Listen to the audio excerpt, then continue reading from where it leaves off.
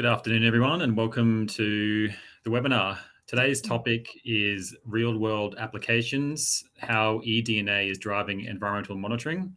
I'm joined by Josh Griffiths and Dr. Natalie Rickers from EnviroDNA.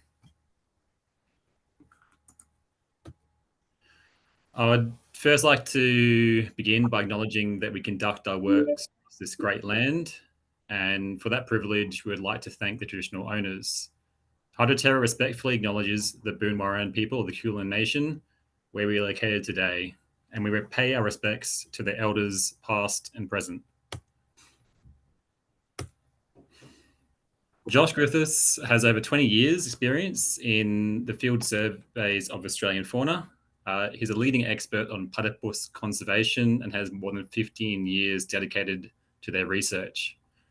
His extensive field work has given him the ecological expertise to design and implement outcome-focused projects that deliver meaningful results. At EnviroDNA, Josh designs and leads strategic eDNA surveys, leveraging his skills in data analysis, interpretation, communication to provide valuable insights for clients. Natalie Rickers earned her PhD in molecular microbiology from Manchester University in 2001. And after a short postdoctoral position in Switzerland, she's spent the past 18 years in the biotech industry. She has led global sales teams across research, commercial, pharmaceuticals, and consumer markets, as well as global marketing teams developing strategies across Canada, Latin America, Europe, and Asia-Pacific regions. With expertise in both human and animal genetics, she has played a pivotal role in expanding access to genetic testing to improve outcomes worldwide. I'd like to welcome both Natalie and Josh, and I'll move over to them in a sec. Just some housekeeping first. So we have our Q&A, which runs. We have a couple of early bird questions that have already been submitted, but you're welcome to submit questions throughout the presentation as they crop up, and we'll get to them after the early bird questions. Over to Natalie and Josh. Thank you. I think Josh is just going to share his screen. 1 second.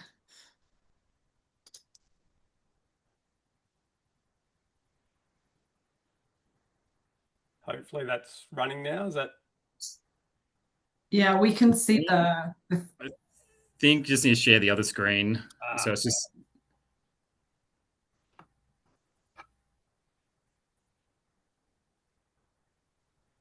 There we go. Okay. Can you just flick through to the next slide, please, Josh? Wonderful, thank you. So hi everyone. Thank you so much to HydroTerra for giving us the opportunity to present to you all today. I am joining you from the Ghana lands and beautiful Adelaide Hills. So next slide, please, Josh.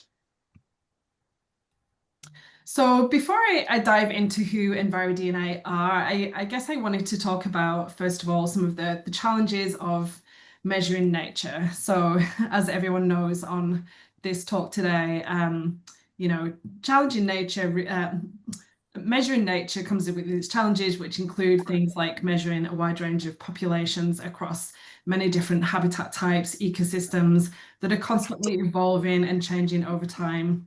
I guess a lot of the traditional methods that rely on observation and capture come with challenges such as time consuming, they're very labor intensive to deploy, they can be very expensive to scale spatially and temporally, they can be prone to human error and surveying biases, they can be disruptive and really difficult to manage data management and analysis.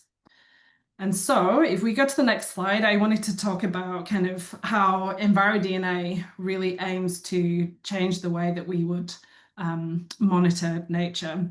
So our vision is really to power every nature positive decision using environmental DNA, which we will refer to as eDNA going on. So just to give you a little bit of background about who we are and what we do. So we're an environmental monitoring solution provider. We're based in Brunswick, in Melbourne, where we have a purpose-built commercial eDNA lab. When I say that it's purpose-built, everything that we've done in that lab is really to reduce things like cross-contamination risks, so that the results that we're providing to you are true and valuable. We've got over 15 PhD scientists. I was actually looking at some stats earlier, and our staff collectively have published about 250 scientific papers collectively, which is pretty impressive, I would say. We've got over 250 global customers, and we've processed over 100,000 samples. It's actually missing zero right there. We have completed over 4,000 eDNA projects across many different types. So yeah, freshwater, marine, and terrestrial. Next slide, please, Josh. And to give you a little bit of insights into the solutions that we offer. So EnviroDNA, obviously, our bread and butter is really in eDNA testing, but it's really, I guess, what we can do with the data that provides the power to you as a customer. So we do a lot of predictive modeling. Obviously, we can do a lot of baseline environmental monitoring. EnviroDNA is a distributor for Smith Root, which I'm sure many of you are familiar with. We do a lot of research and development with our customers. So we have developed over 150 qPCR assays to date. We do a lot of work in the biosecurity, biothreat analysis space, and we're extremely proud of the traditional owner program that we run that I'll talk about a little bit more in the next slide. So there's a lot of text on this slide, but just to really condense it, at the top there, the three kind of core assays that we provide are what we call targets. So that would be qPCR analysis, which really looks at presence and absence of species.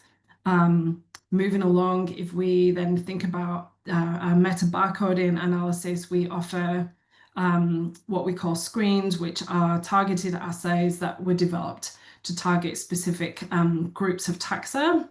And finally, we have what we call Atlas, which is our full, what we think of tree of life analysis. So everything from bacteria and fungi all the way through to the big fuzzy animals, whether that's koalas or kangaroos. And all of that is really backed up by what we call data explorers. So we have some really, really nice visual platforms that allow you to really play around with the data and get some deeper insights.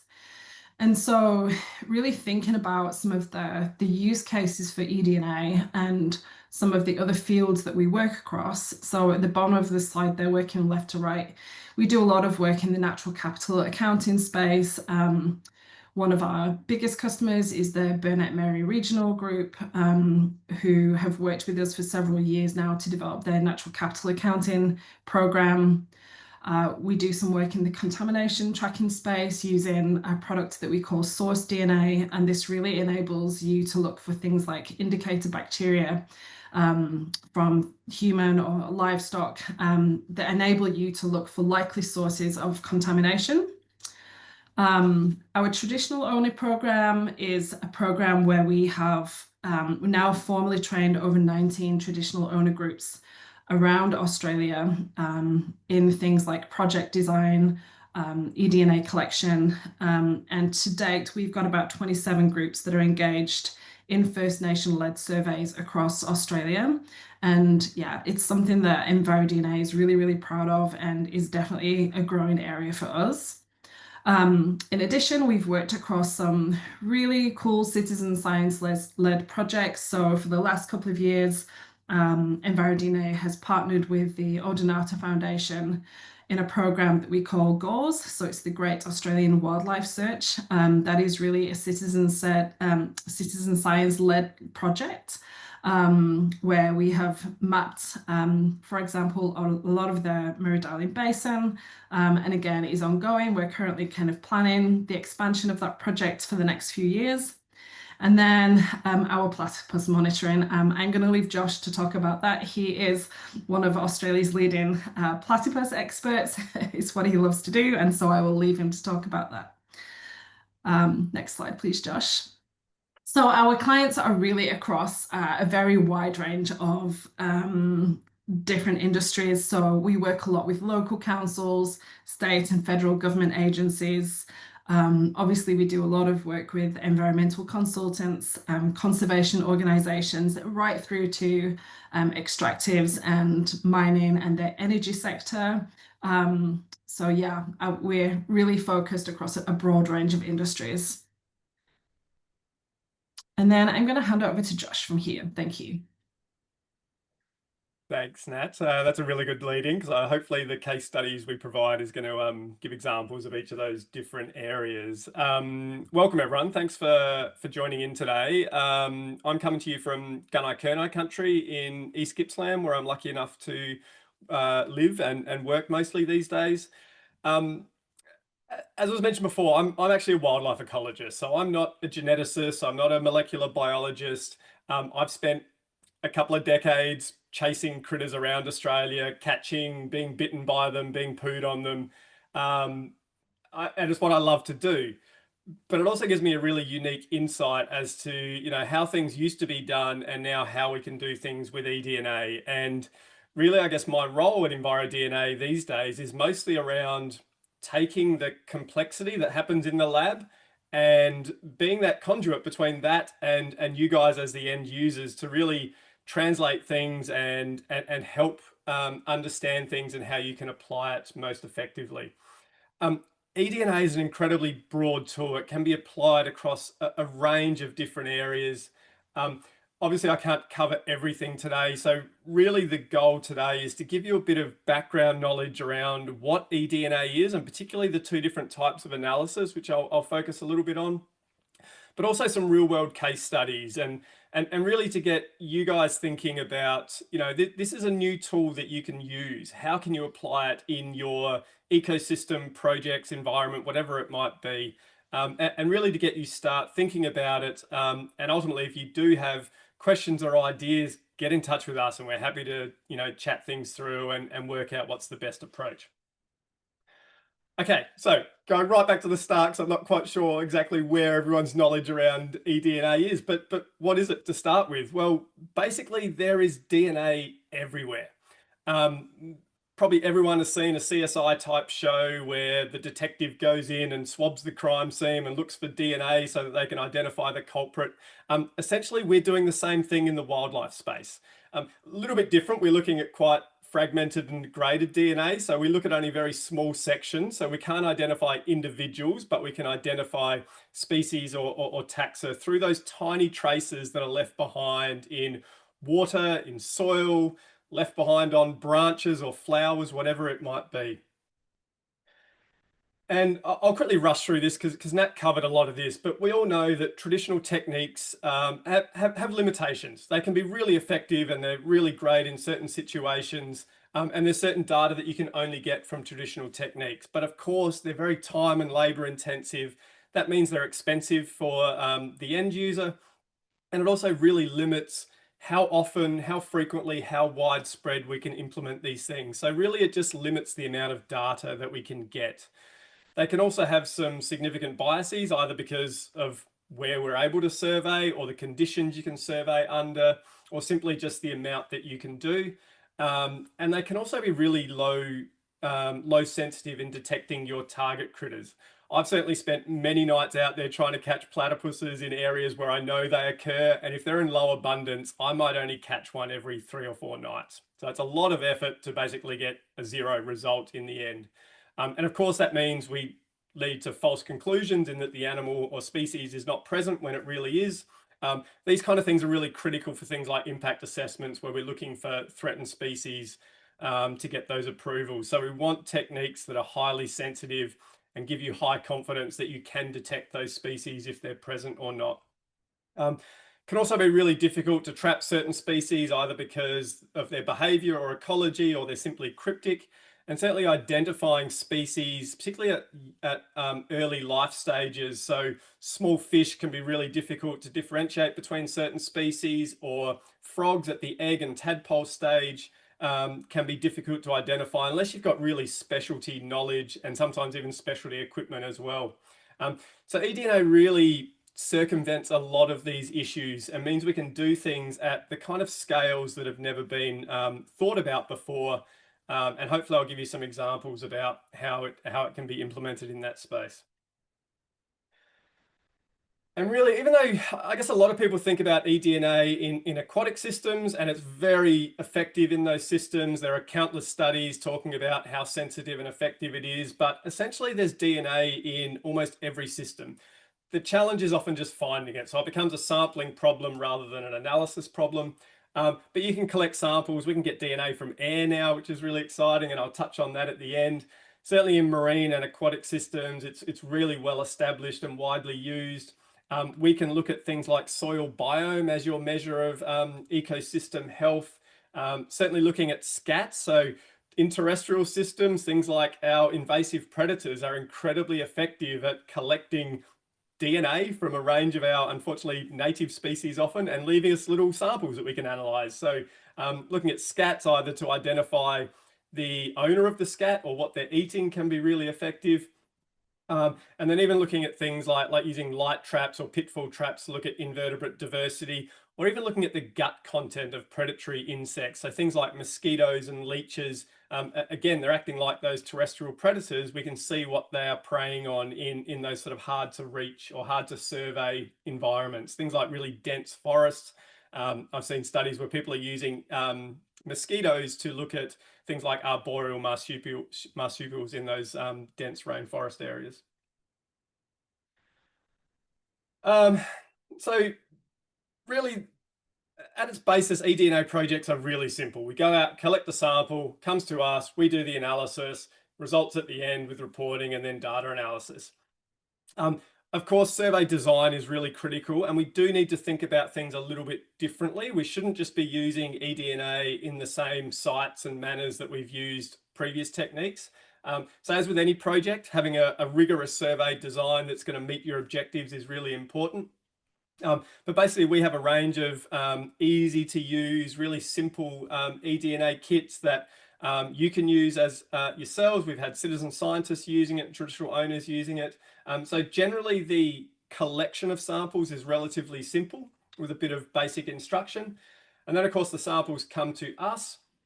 So we collect our environmental samples come to us, we extract the DNA from those samples, and that is a range of DNA from, can be bacteria and fungi up to maybe your target species like platypus.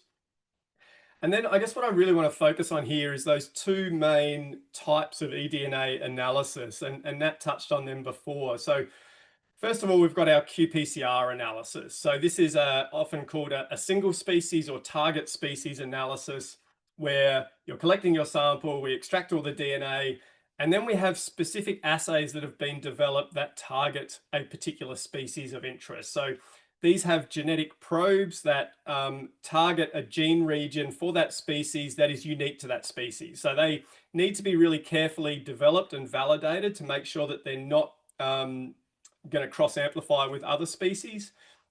And essentially what happens when those probes get added to our sample, it will seek out its matching bit of DNA, bind to it, lets off a little signal to say, hey, I'm there. And then we can actually measure that signal and get an idea about, is it binding or not, but also the amount of DNA that's in that sample. So you can think of it like a lock and key system. The key has to fit exactly or it doesn't open the lock, basically.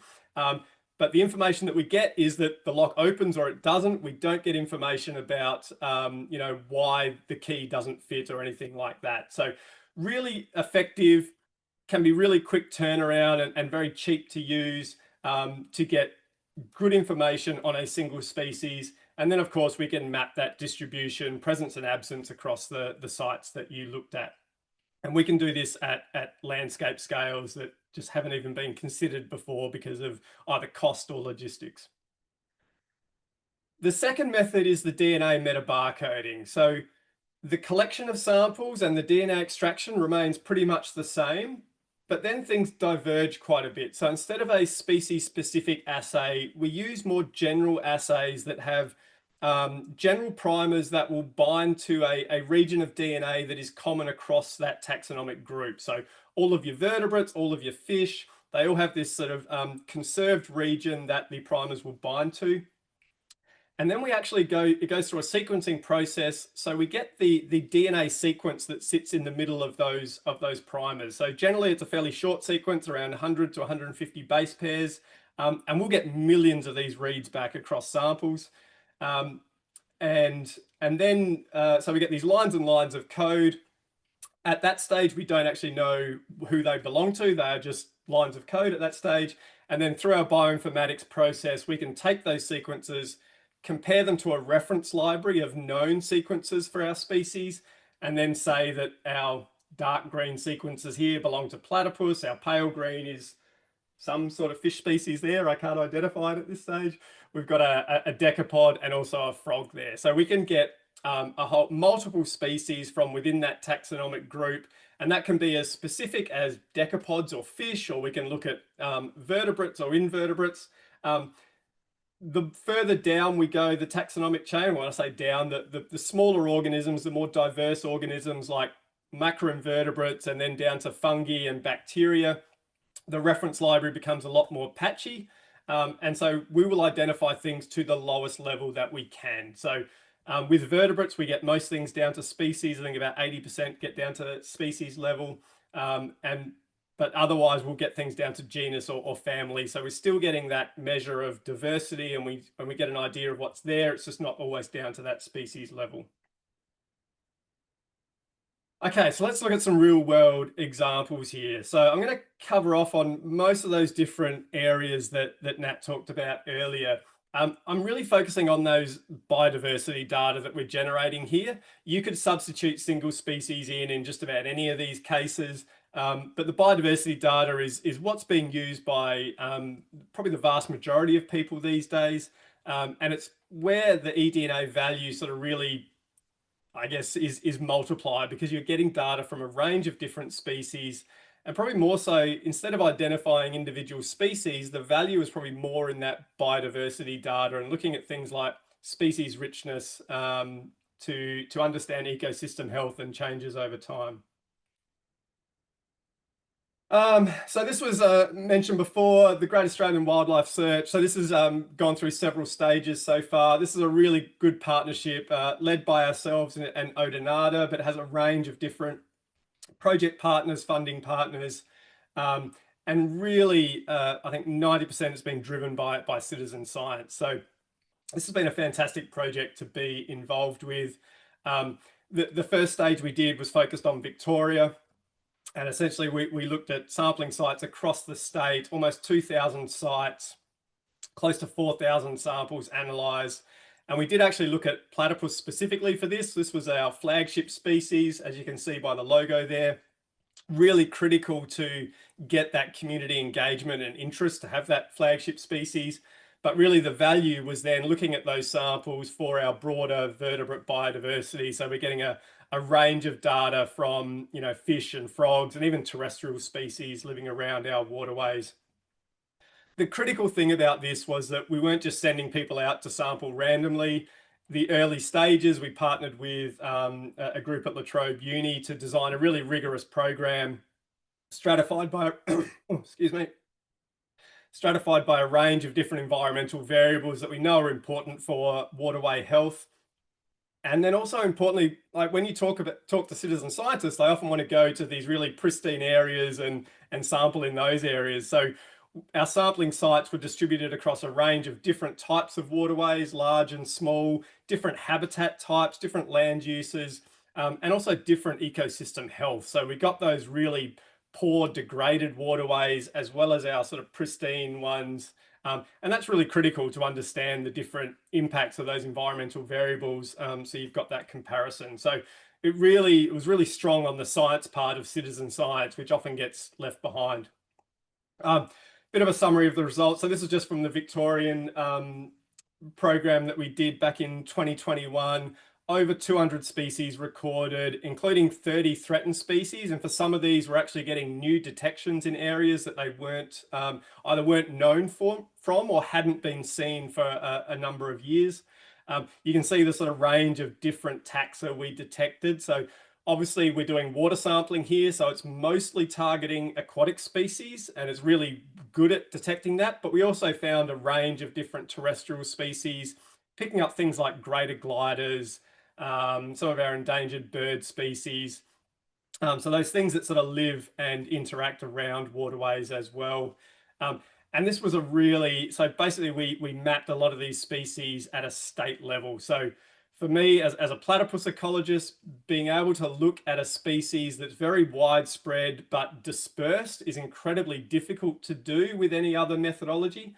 So for us to be able to map or get a snapshot of the distribution of a species like that at a state level was simply unheard of. So it's it's a fantastic baseline that we can now track changes over time with. And so, of course, a lot of this data is being used by various partners and management agencies to inform their management actions and strategies. But importantly, being able to look at the effectiveness of those through time. They can go back and revisit those sites. And I guess something that's really unique to eDNA in particular is that we still have a sample of the DNA from all of those samples. So we take an aliquot off, stick it into a -80 for long-term storage. And essentially we can go back to that DNA in the future, like a bit of a time machine, and we can reanalyze that for different species.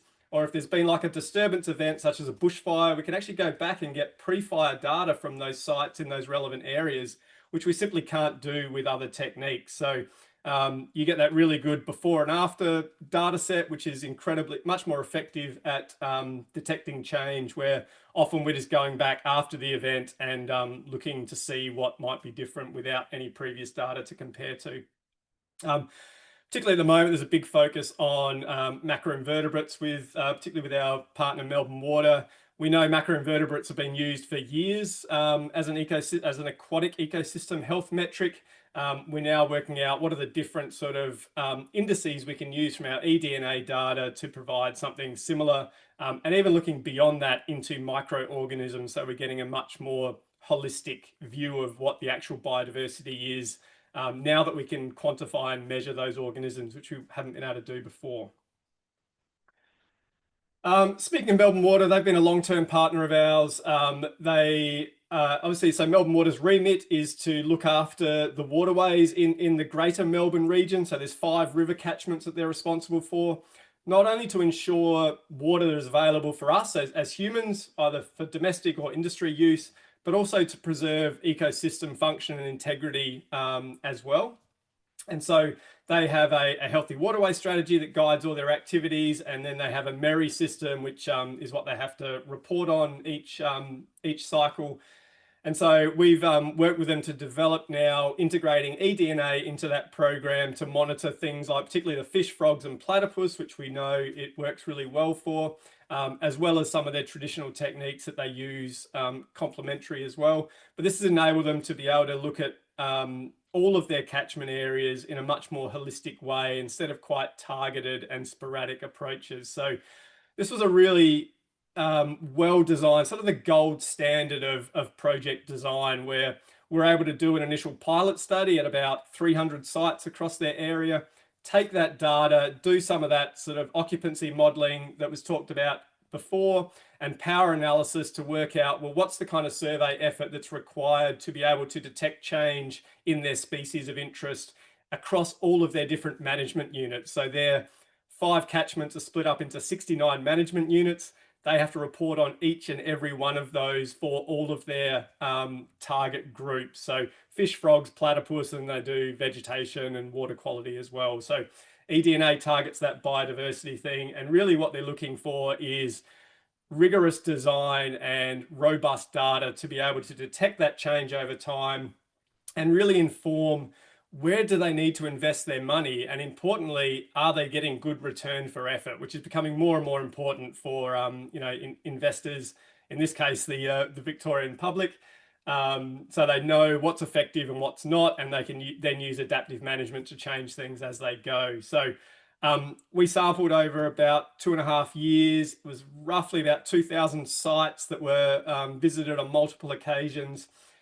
You can kind of see the volume of data that was collected there. So over 300 taxa across the area there, vast majority of those down to species level.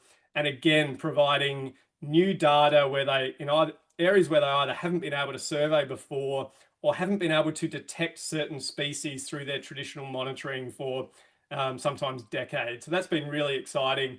And then also we've been using that same data to look at things like decapods and freshwater mussels as well, which have been particular species of interest for them. Talk a little bit about how they're now utilizing that data. And then we also developed this custom data portal for them that integrates some of their other spatial layers as well as some of their historical data. So they can then easily sort of visualize and explore that data both at a local level or at their subcatchment level or at that catchment scale, provide some easy summary and visualizations of their data, but then also be able to download it and integrate it into their own information systems. I saw that there was some interest previously around some terrestrial systems, and you know, we very much focus on aquatic monitoring with eDNA, but it can be applied in terrestrial systems as well. So we work with a few different mining organizations now for a few different reasons. Basically, a lot of it's to do with compliance monitoring, which, as much as I'd like to say these companies do the monitoring out of the goodness of their heart, they're generally driven by regulators. So, and this might be anything from impact assessments at, you know, pre-mines. It could be through the life of mine, looking at changes over time. And what we've probably been more involved with these days is looking at that post-mine closure and rehabilitation. So we've been looking at both soil health, so looking at that microbiome in soils, so fungi, bacteria, and also some of the soil macroinvertebrates, using that diversity as our you know, ecosystem health metric to see how things are changing over time. And then where it's available, so where those mine sites might have natural aquatic systems, so creeks running past them or through them, or even some of the artificial pondage that's created throughout the life of the mine and is now supporting fauna, we can integrate the aquatic monitoring as well.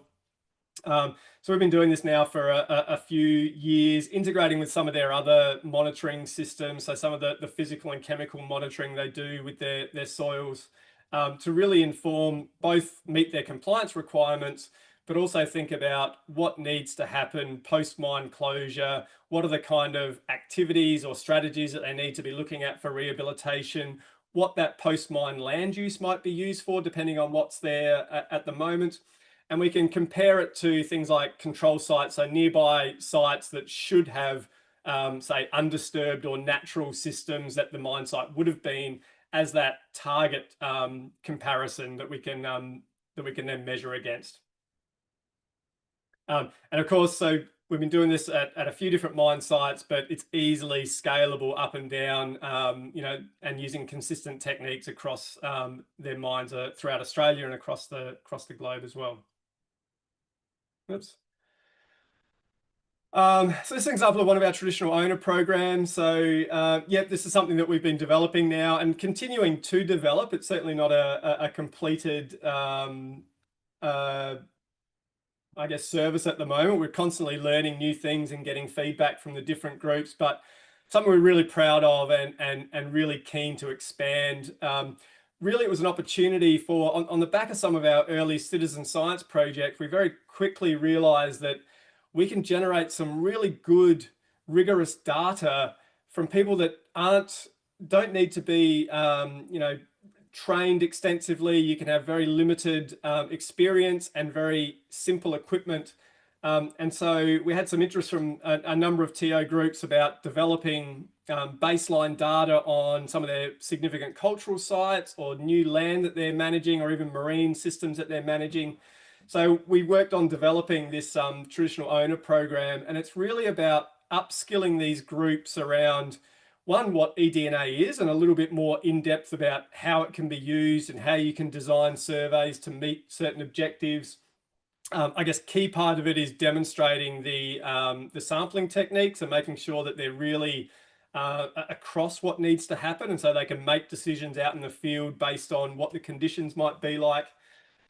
So then they can sort of really take ownership of their projects, feel a bit more engaged, and also spend time out on country, which was something that was really important, particularly for younger rangers or new rangers, where they can spend time out on country with their senior staff and some of the elders as well, to really form that connection to country. as well as generating some really good data at the same time. So a group that we work with for a number of years now, the Gunditj Mirring group, particularly in the Budj Bim area, they went through our training program, co-designed a project in one of their management areas, sampled 30 sites across a couple of different systems, couple of different seasons, which is really important because you get different types of species occurring at different types of the year.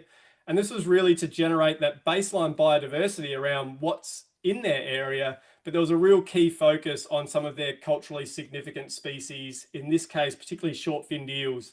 And they got some amazing data with this, along with some other projects they were doing with ARI. So I guess, as well as generating that biodiversity data, one of the key outcomes for the group was really that upskilling and training, and providing them now with an employment opportunity. So the long-term goal of this program is to, I guess, train them in eDNA techniques and sampling so that they've got that knowledge and sometimes some specialist equipment like our Smith Root samplers, that they can then be employed by other land managers like the local CMA or local councils to actually go out and do the sampling for their projects.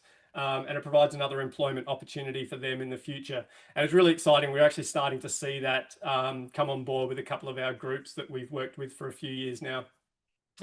This kind of data, as well as that baseline data, it's about that connection to country, those significant species, but also informing things like Aboriginal water assessments, and also supporting data for impact assessments or opposition to development and things like that.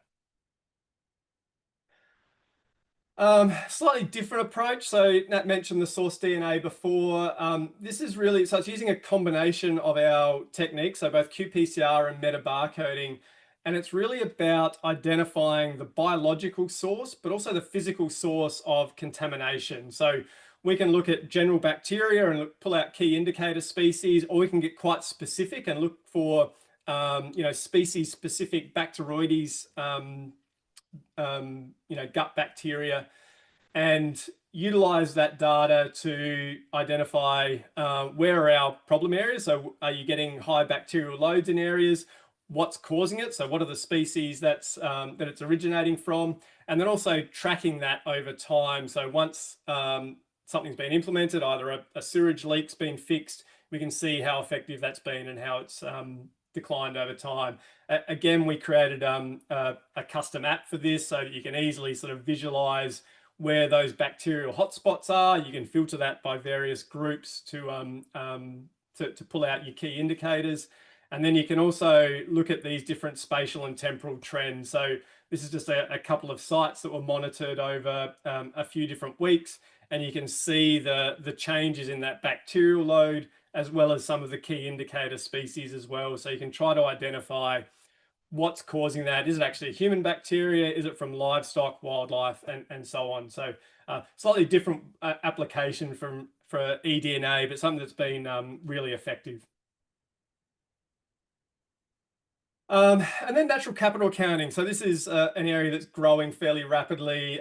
The Burnett Mary group have been fantastic to work with, really proactive, early adopters of this eDNA, but also very strong on scientific rigor and having evidence-based decisions for their management. So the Burnett Mary region is in eastern Queensland. It's a really diverse region. So supports a range of really significant wildlife, different ecosystems, but then I guess contrary to that, it's also significantly impacted by various agricultural practices. So they were really keen to get some rigorous data to understand both where they need to invest time and effort to protect areas, but also, is it being effective? Are there and get data in areas where they simply haven't been able to before. So the Burnett Mary group, as well as traditional owners, were able to collect all these samples. Again, catchment scale analysis that they hadn't been able to do before.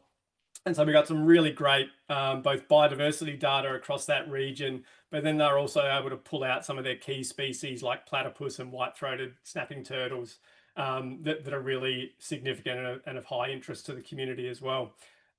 We work with a group called Accounting for Nature to have a verified natural capital eDNA method for aquatic vertebrates. And that's this econ score that we're able to calculate. And this was the score that Burnett Mary were able to get in 2020. We're in the process of repeating that to see how things have changed 5 years down the track as well. And then finally, offshore energy infrastructure is expanding rapidly. It seems to have hit a bit of a snag in Australia at the moment. So this is actually an example of a group we work with, Appam, for an offshore wind farm in Scotland. So eDNA is routinely used for offshore wind assessments overseas, particularly in Europe. And I assume it's going to end up being much the same in Australia. It seems to be a very natural technique to be used. So this was the bit that we were involved with, was particularly post-construction monitoring. We've certainly worked with a few groups in Australia looking at that impact assessment approval process as well. The focus of this was really to look at the impact of these wind farms on benthic habitats, and also looking at those fouling communities around the infrastructure, and particularly presence of invasive species that are potentially now able to colonize these areas. So we co-designed an eDNA program with them, combined with a range of other techniques that they're using to provide that really comprehensive and holistic data set. We detected a range of taxa back in 2024. A lot of them weren't detected through their BRUVs or their physical monitoring, which was really exciting, particularly those biofouling ones. A lot of those are really difficult to identify and also quite small to pick up in things like cameras. I guess what was great was that we weren't seeing any invasive species, and that was also confirmed by their other monitoring methods as well. And we're currently doing the next round of that as we speak. Finally, just wanted to touch on eDNA. This is a rapidly evolving field. There's been a number of studies that have demonstrated proof of concept here. We know that it can pick up a range of different taxa. I guess what we're trying to look at now, what different groups are trying to look at now, is what are the most effective sampling methods. There's a range of different devices that are coming out, that active samplers with weather stations attached to them, pumping air through filters, to something as simple as these passive samplers, which are essentially static bits of filter that are hung up in the field and just kept out of the rain. We recently did a trial run looking at active versus passive samplers, and the passive samplers actually performed incredibly well. I think this will change as the technology evolves and some of these active samplers get a little bit more targeted and complex. And then also from our trial run, we found a range of different taxa that eDNA can pick up. We think it'll be really effective for things like airborne dispersers, so particularly plants and fungi. But where we were testing, we picked up a range of small terrestrial species, things like bandicoots, bettongs, kangaroos, the cows in the neighboring paddock. So I guess it's in the phase of, I guess, trying to sort out some of those little details around what are the best conditions, how is it most effective, what kinds of species is it most effective at. But still, it's being implemented for a range of projects as we speak. I'm starting to run out of voice, and I think I've come to the end. So thank you very much. We'll jump into the Q&A, which I think is probably the most interesting part of it. So hopefully you've been putting stuff in the Q&A section. Well, cheers. Thanks for that, Josh and Natalie. The eDNA looks really exciting. It's a really exciting space, and I think we'll see some fairly rapid involvement in that area. Yeah, essentially, it's kind of treating terrestrial systems like aquatic systems where DNA can travel and move, and we can pick things up over large distances. So I think that's really exciting. Yeah, great. I just had one question to kickstart. Bit open-ended, but with the sampling, how many do you generally need to characterize like a waterway, for instance? Yeah, and it really depends on what you're looking for and size of the waterway, et cetera, et cetera. So we always want replication at a site level. So typically we've done a range of different modeling for individual species and biodiversity. For most systems, sort of 3 samples is that balance between detecting most of the things that's there and cost effectiveness. If you've got large water bodies, you're going to want to bump that up as well. but that's generally gives you really high detectability, and also depends on volume of samples and things like that as well. In terms of how many sites you want to do over an area, that's really how long is a piece of string. Yeah. If you're doing a site-based assessment, like there might be a road crossing or a bridge construction, something like that, typically we start with probably a sampling at the site and then 1 or 2 sites up and downstream, because we know species are mobile and move around, and that gives us pretty good coverage for the whole area. And then all the way up to catchment scale stuff where we're looking at hundreds of sites. So it really comes down to what's your key objective, a little bit of knowledge about the species and the ecology of the area as well. And I guess sort of using our knowledge about eDNA, your knowledge about your species of interest and your area of interest, and that's how we sort of work together to co-design something. Okay, so they are often, well, all of them co-designed studies. Yeah, I mean, often people just design their own, and particularly, but I think typically if people are just dipping their toes in the water, I would always say you should touch base with us. You know, we'll throw a few maps up, talk about what you're trying to achieve, and can provide some advice. Okay.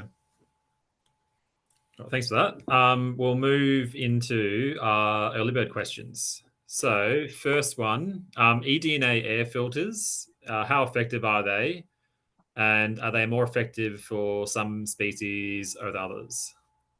Yeah, almost certainly. I think, as I mentioned, they'll be really good for those airborne things like plants and fungi.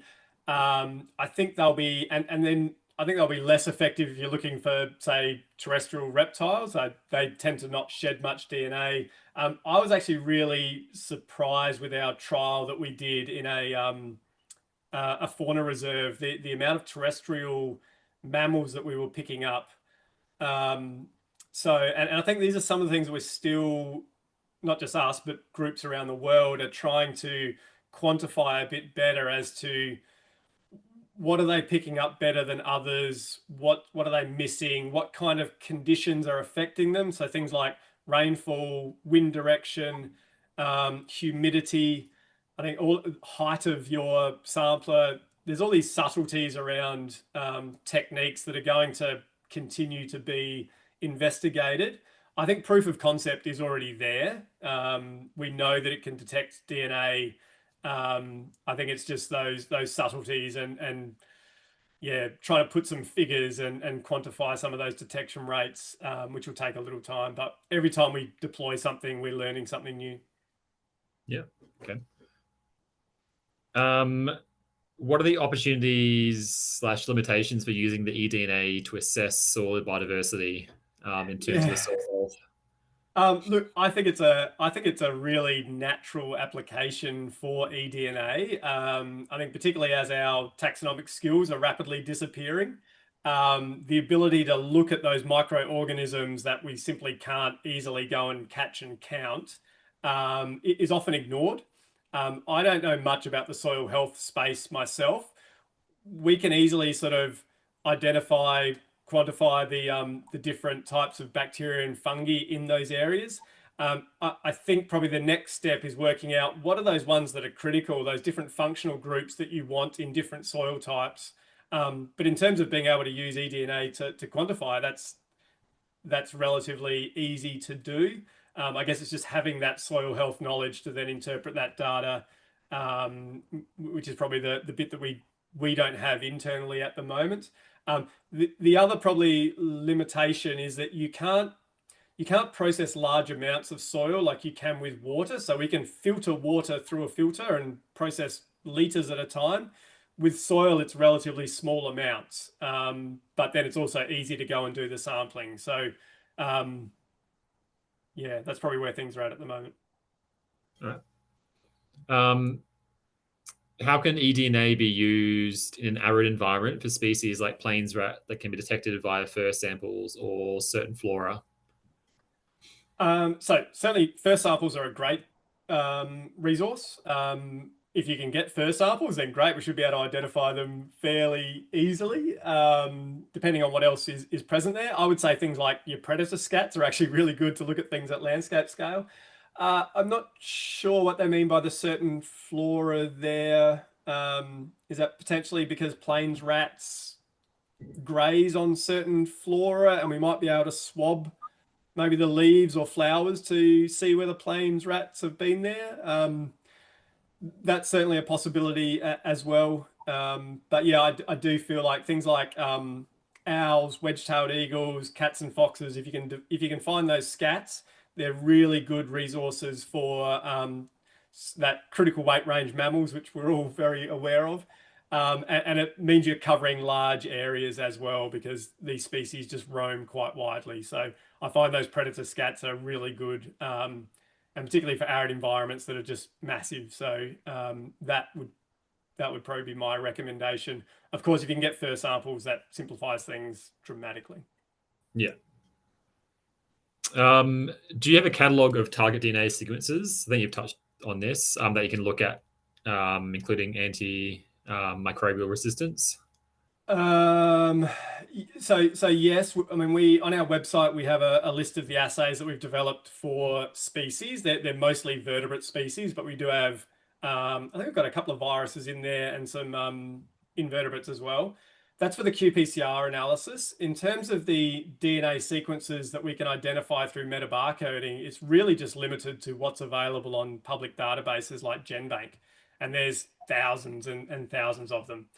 I don't know if we'd be able to identify microbial resistance with eDNA. Depends on whether there's a genetic change that's driving it.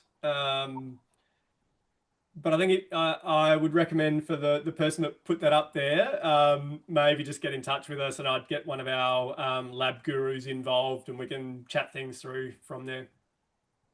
All right. What is the best cost-effective method for a not-for-profit organization to utilize eDNA for platypus monitoring? Yeah, I mean, the fact that you can go out and do your own sampling, you don't have to employ me to go out there and catch platypuses, is probably the massive cost saving. We do a range of, I mean, I'd say the majority of our citizen science projects are all platypus based simply because people are so interested in it. And we can easily provide online or on-site training. We can provide the sampling kits to you. The main cost is simply the processing of samples, which is pretty cost effective compared to traditional methods. So, and we also have discounts for not-for-profit organisations as well. So really depends on the scale of your project, what you want to achieve, whether you want some on-site workshops and where you're located. But essentially it's a very cost-effective method for looking at platypus in your local area. And it's also my specialty, so I can actually provide some good advice there. So So probably best just to reach out and discuss it. Yeah, definitely. Control of algal blooms in effluent systems and freshwater systems and the differences in their management. Yeah, I've always wondered about why people aren't using eDNA as early warning signals for things like algal blooms, blue-green algae. As far as I know, people are still collecting physical samples and counting individual algae, which blows my mind a little bit. The sensitivity of eDNA has mean you're going to be able to pick up these species at a much earlier level. And if you're doing temporal sampling over time, you can see if it's starting to increase. So you're going to get that early warning to say, hey, your algae is increasing. You need to release a flush of water or whatever it's going to be for your management action. So I believe you should be able to detect that much earlier with appropriate monitoring. And I would assume it would be much more cost effective. So yeah, it's interesting that it's not being used. We've talked about it for many years, and I don't quite know why it's not being adopted. I feel like it's a natural application for eDNA. Yep. How can eDNA apply to remote sites like Western Australia, where I assume there's a limited library on species taxa composition? Depends on what you're looking at. So generally the vertebrate taxa have pretty good reference libraries. I would say we certainly So we've done some work up in northern Queensland and all of northern Australia. The reference library is less complete than it is, say, down in the southeast Australia, but it's still relatively comprehensive and improving day by day. We can also work with groups to get new samples. So we can get tissue samples, if we can source them from museum specimens, captive populations, whatever that might be, we can actually sequence relevant regions, create a bespoke reference library for your area if required. That would always be the gold standard, but it's often not achieved by most people. So I would say that the taxa composition is still relatively complete. If we're starting to talk about things like macroinvertebrates, particularly stygofauna, so looking at aquifers, that's almost an aquifer by aquifer proposition there, and they're very poorly characterized.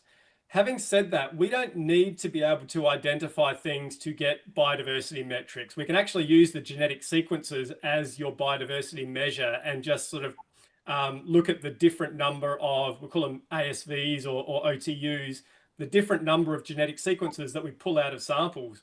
We can actually use that as the biodiversity measure rather than being able to identify it down to it's this particular mayfly or dragonfly or whatever. So even without that reference library, we can still provide that biodiversity metric and can be looked at spatial and temporal changes as well. So we're certainly seeing that overseas a little bit. I think in Australia, people really want to know exactly what's there all the time. We don't necessarily need that, depending on what your end goal is. Yeah, so the system doesn't necessarily have like a healthy assemblage, because I know a lot of freshwater systems have that. The handbook of healthy, impacted, and highly impacted river systems. So yeah, exactly. And even if we can't identify things down to species level, you'll still get probably family level for most things anyway, which when we look at our Oz rivers and signal type scores that we've used for macroinvertebrates, often that's only down to family level anyway. So yeah, species identification isn't always the end goal. And last early bird question, is anyone looking at other genetic materials such as mRNA fragments to evaluate whether active replication is occurring? Yes. So a bit of background for people. So the presence of mRNA indicates viable cells, basically. So there's live species there rather than we're picking up DNA from something that's dead and decaying on the bottom. So yes, we can look at mRNA. Basically, the process is the same as the DNA that we look at. The challenge with RNA is that it degrades really rapidly in the environment. So yeah, so that's always the challenge, being able to sample and preserve your sample really effectively before analysis. It simply degrades in a matter of hours rather than days that DNA does. So, but it's certainly possible. Yeah. All right. Well, thanks for that. We'll move to the Q&A that was conducted during the presentation. So we have the first one is asking about contamination tracking. So they want to know if it includes chlorinated hydrocarbons and hydrogen oxidizing bacteria species. Is there any application in that space? My short answer is that I don't know. If it has DNA and if it has reference sequences available, then we will be able to detect it with our bacterial assay, almost certainly.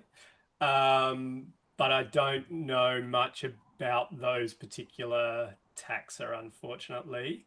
Again, it's something that if that person wants to get in touch with us, we can delve into it in a bit more detail and confirm or work out where there's uncertainty or gaps in knowledge. But yeah, off the top of my head, my simple platypus ecology brain doesn't know much about chlorinated hydrocarbons. Yeah, no worries. So whoever asked that one, that's an anonymous one.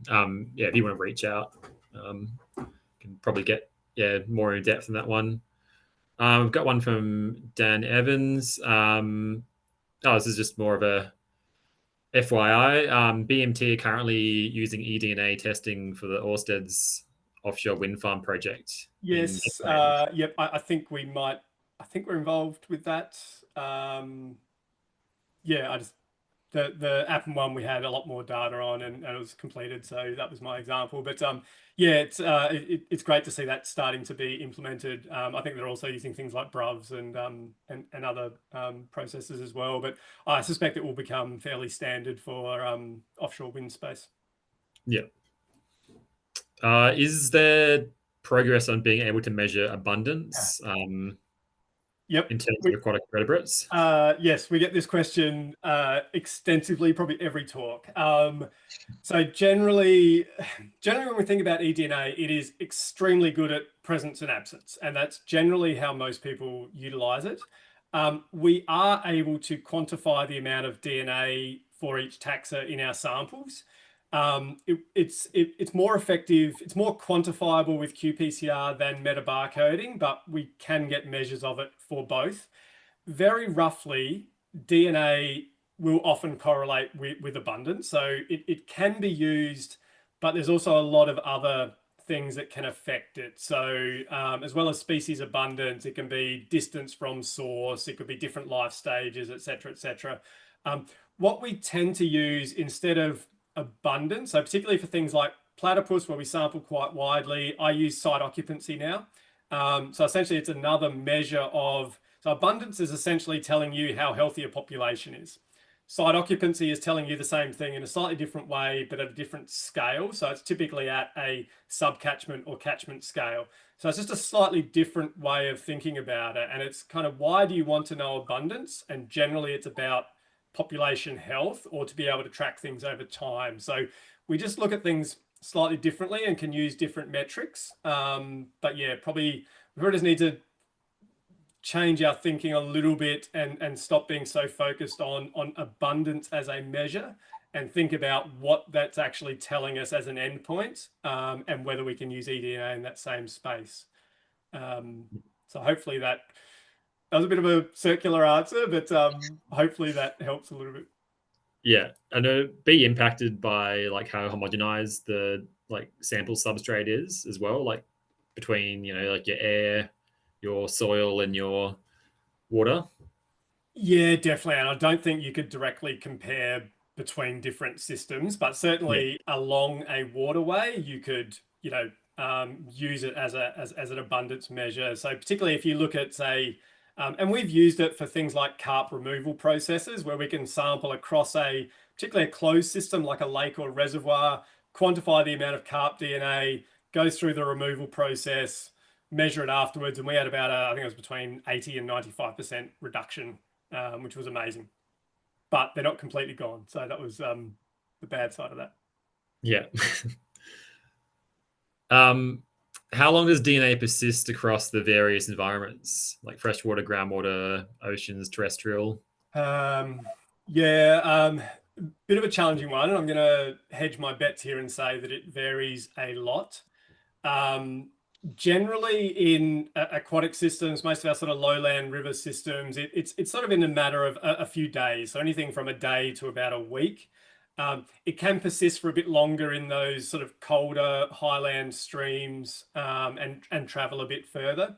In terrestrial systems, if it's open terrestrial, it seems to be about the same. But if it's in, say, a cave system where it's protected from humidity and UV, you can get stuff that lasts for months, if not years.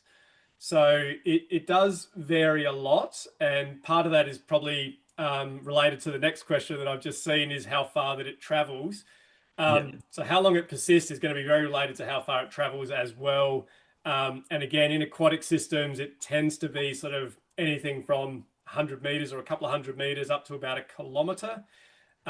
If you've got fast flowing, cold highland streams, it can be several kilometers. So I actually look at it as a big advantage in that you're picking things up over a larger area rather than them having to be really local. But it does mean you have to be careful about how you interpret that data as well. But also, we're not picking things up from, they exist up in the mountain and we're picking them up, 20 kilometers downstream. It's a matter of sort of, typically within home ranges or dispersal distances of species, so a kilometer or so. Yeah, so that kind of answers the other question as well. So you'd have a range of, you'd just say it's detected within like a 1 kilometer radius of where you found the sample. Generally, and even then, it's getting quite diluted and dispersed as well. So yeah, and this comes back to the amount of DNA that you can quantify. If you've got your target species a couple of meters away, then you're going to get high amounts of DNA. If they're 500 meters upstream, you're probably only going to get trace amounts, even though it's the same abundance. Yeah.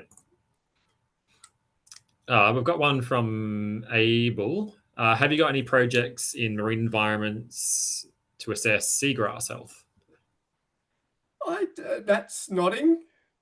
That maybe yes, we do. I was actually going to answer that. Yeah, we're actually currently working with a client to look at seagrass in marine environments linked to carbon quantities, actually, which is quite interesting. Yeah, cool. Okay. There you go.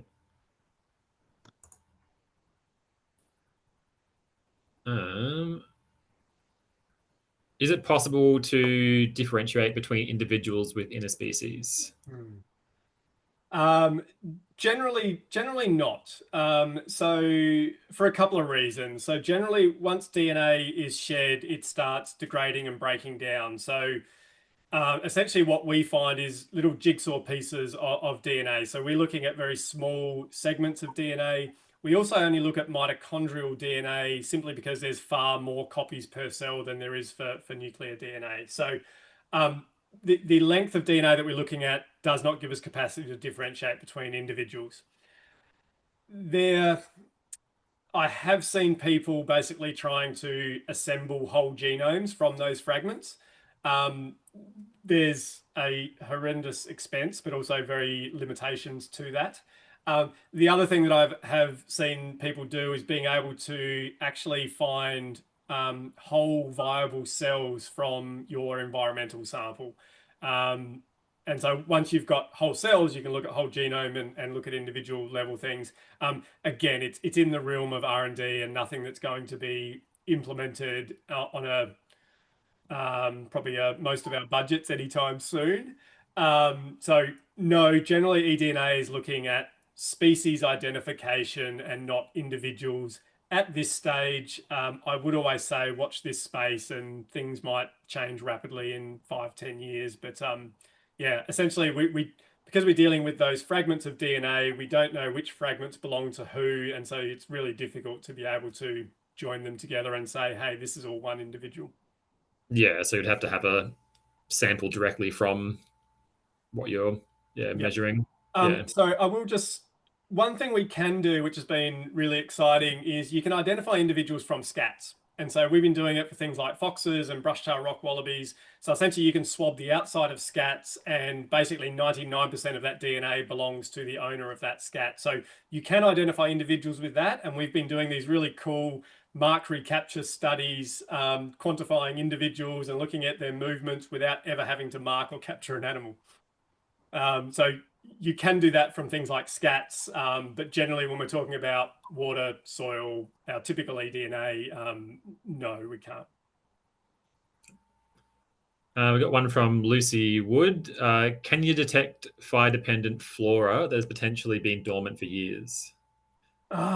So presumably with, say, tubers or seeds underground in the seed bank? Yes. Technically, yes. I guess the analysis process is still the same. It's about being able to have an assay or a reference library that can identify that species. The challenge is always going to be being able to sample in terrestrial systems and find that. But particularly if you can identify suitable habitats or basically localize your sampling a bit more, potentially. I love these questions because they're things that we've never thought of before. So Lucy, yes, I would say potentially.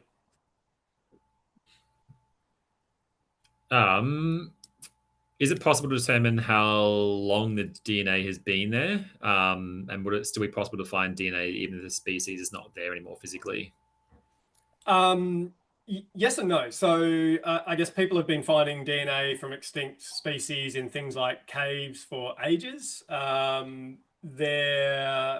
somehow they do work out how long they've been there from, but probably through things like carbon dating of other things that are in the cave. The other thing that you can do is actually look at sediment cores. So bottoms of wetlands, things like that. So when I say DNA doesn't persist in water bodies for very long, once it sinks into the sediment, it basically becomes anoxic. There's no UV, there's no light, very cold temperatures a lot of the time. Basically becomes almost like fossilized DNA. And so people are doing soil cores and being able to characterize fauna assemblages through time by doing that. We don't currently have the capacity to be able to date those, but that's certainly other skill sets. So essentially, yes, you can in certain situations, and I think that'd be really exciting to look at. Well, what was our Australian fauna assemblages pre-European settlement compared to now? Yeah, I think it's a really great application. If you are targeting a species in a creek that passes through multiple properties outside the survey area, how do you distinguish actual species presence within the survey area? That's kind of, I guess, that, yeah, radius. So depends on access, I guess. But if you can do sequential sampling along a creek, that is a really easy way to identify locality. There's also some fairly simple assumptions you can make in terms of how movement of animals, so typical home ranges of species, and also expectations around how far we expect DNA to travel.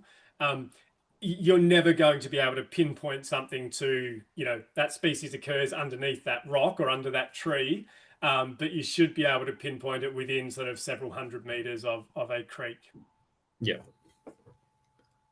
How do you corroborate your eDNA results for taxa that shed very little DNA? This one's from Michael. Into the environment, such quantity extracted not sufficient for sequencing. Yeah, so reptiles are a really good example of this.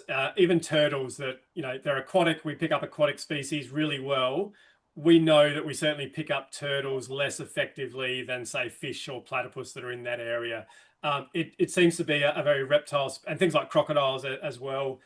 Reptiles in general just don't seem to shed much DNA, simply because of their morphology and their skin type, but also their metabolic rates are so much lower. So most of the DNA we pick up in aquatic system is urine and feces. And if your reptiles aren't very active, particularly at certain times of the year, they simply don't shed much. Proving negatives are really hard to do with any technique. I guess it's about, I mean, if it's critical to know, I would always say that, look, you employ multiple different types of methods and they should all be telling you similar things. But generally, because we know eDNA is pretty sensitive, it's generally going to be the most effective way of saying presence or absence. Of course, more sampling, targeted qPCR versus metabarcoding is going to help as well, because with metabarcoding, those trace amounts of DNA can essentially get swamped out by some of the more common species. Whereas if you're using a targeted assay for your species of interest, it ignores everything else and will only find your amount of DNA. So there are ways that you can help improve confidence, but I don't think you ever be 100% confident of a negative, do you? Yeah. No. This one's from Greg. Have you done any testing within the landfill waste? No, I don't. I don't even know what kinds of things we'd be testing for within there. I mean, the same principles apply. Depends on what you're looking for and how we would actually sample within that waste. So yeah, Greg, depends on what you're looking for, but sounds interesting. I don't see why we couldn't. Yeah, Yeah. I was actually just looking at some use cases for that as you guys were chatting. Things like landfill remediation projects, measuring ecosystem recovery, monitoring biodiversity near waste sites, tracking microbial succession in composting, anaerobic digestion facilities. I mean, I guess the use cases are endless, really. But yeah. We have done a little bit on adjacent creek lines to try to quantify impacts of landfill. So, you know, using upstream as the control and then downstream as your impact area. So yeah, that's kind of adjacent impacts rather than within the landfill itself. But yeah, I mean, there sounds like there's a range of different use cases. Can I put my hand up and say that I'm not doing the field work for that?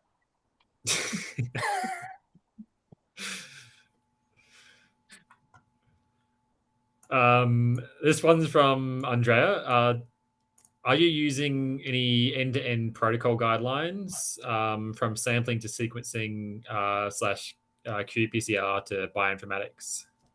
Not external ones. I mean, we have our own protocols, which has been built on, I don't know, over a decade of experience now.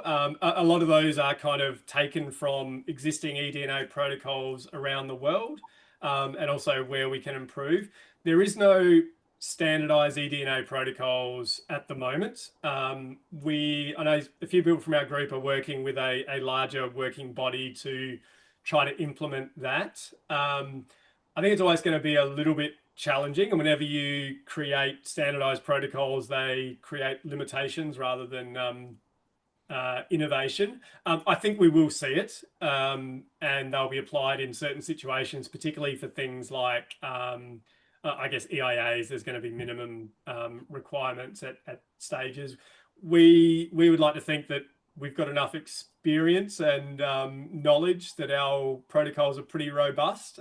We're also very open about the protocols that we use, and we'll you know, provide the methodology in our reporting as well. So yeah. No. I've got two more. This one's from Holly. Have there been any applications in tracking migration of invasive species across the landscape to help inform management practices? Yes, absolutely. I mean, eDNA technology came about to monitor invasive species. Over in the Great Lakes in the States, they wanted to look at carp invasion because that industry is worth millions of dollars, the fishery there. It's used fairly extensively for invasive species, looking at invasion fronts and that early detection, which we touched on a little bit earlier. Because it's so sensitive and you can do things repeatedly and at scale, cost effectively, it is a very, very good way of looking at early incursions for invasive species.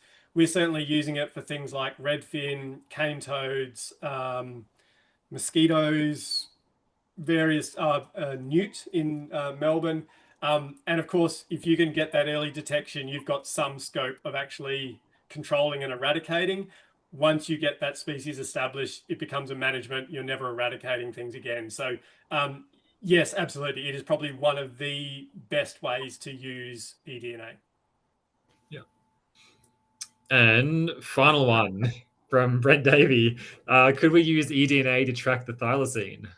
Yes, we actually have a thylacine qPCR assay.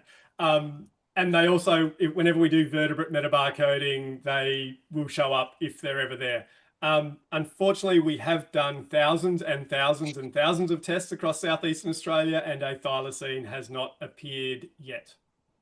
Yeah, yet being there. Alrighty, well, that's a good one to end on. Thanks so much, Josh and Natalie. It's a great presentation and great Q&A. Yeah, thanks for joining us. And thanks everyone in the audience for joining us. Thanks for having me. Thanks, everyone. Thanks, everyone. Reach out if you have questions. Cheers. Thanks. Thanks, Ruben.